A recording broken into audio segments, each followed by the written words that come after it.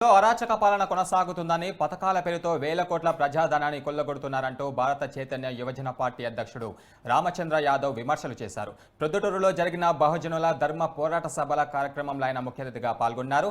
పొత్తులు మేనిఫెస్టోల గురించి చర్చలు చేస్తూ అధికారంలోకి రావడానికి అన్ని ప్రయత్నాలు చేస్తున్నారని రామచంద్ర యాదవ్ అన్నారు. ఏ పార్టీ కూడా రైతులకు న్యాయం చేస్తామని, యువతకు ఉద్యోగ ఉపాధి అవకాశాలు కల్పిస్తామని హామీ ఇవ్వడం లేదని విమర్శలు చేశారు.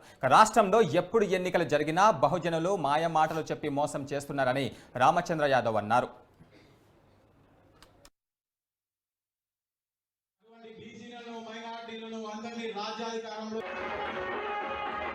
ఈ రోజు సోదరులు కరుణాకర్ యాదవ్ గారి ఆధ్వర్యంలో నిర్వహించిన ప్రొద్దుటూరు బహుజనుల ధర్మ పోరాట సభకు విచ్చేసినందుకు చాలా ఆనందంగా ఉంది. ఈ రోజు రాష్ట్ర వ్యాప్తంగా చూస్తుంటే ప్రధాన పార్టీలు ఎన్నికలకు సమాయత్తమవుతూ రకరకాలుగా తప్పుడు హామీలు ఇస్తూ రాష్ట్ర వ్యాప్తంగా ఈ రోజు ప్రజలను, అన్ని వర్గాల ప్రజలను మభ్యపెట్టే కార్యక్రమం చేస్తున్నారు. మరీ ముఖ్యంగా ఈ రాష్ట్రంలో రైతులకు గాని, యువతకు గాని, మహిళలకు గాని, అంతేకాకుండా ఆంధ్రప్రదేశ్ రాష్ట్రంలో 100-80% పైగా ఉన్న బలహీన వర్గాలకు ఇప్పటి వరకు వచ్చిన ఏ ఒక్క ప్రభుత్వము న్యాయం చేయకపోగా, ఈ వర్గాల అభివృద్ధి కోసం కృషి చేయకపోగా వీళ్ళని అడ్డం పెట్టుకొని వేల కోట్ల రూపాయలు, లక్షల కోట్ల రూపాయలు అవినీతి చేసి కేవలం కొన్ని కుటుంబాలు, ఆ కుటుంబాల కోటరీలు ఈ రాష్ట్రాన్ని లూటీ చేసే కార్యక్రమం జరుగుతోంది.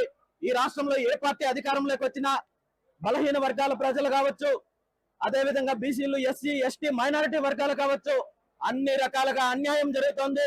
రాజకీయంగా, ఆర్థికంగా, సామాజికంగా కేవలం ఓటు బ్యాంక్ రాజకీయాల కోసం ఉపయోగించుకుంటూ అధికారాన్ని కేవలం కొన్ని కుటుంబాలు మాత్రమే అనుభవిస్తూ ఈ రాష్ట్రానికి, ఈ రాష్ట్ర ప్రజలకు అన్యాయం చేసే కార్యక్రమం జరుగుతోంది.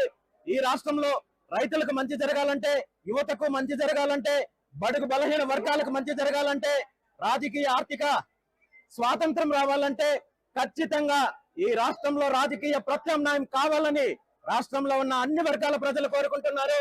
ఆ ఆశయంతో, ఆ లక్ష్యంతో ఈ రోజు భారత చైతన్య యువజన పార్టీ ఆవిర్భావం జరిగింది. రాష్ట్రంలో అన్ని వర్గాల ప్రజలు బీసీ యువజన పార్టీని ఆదరిస్తున్నారు.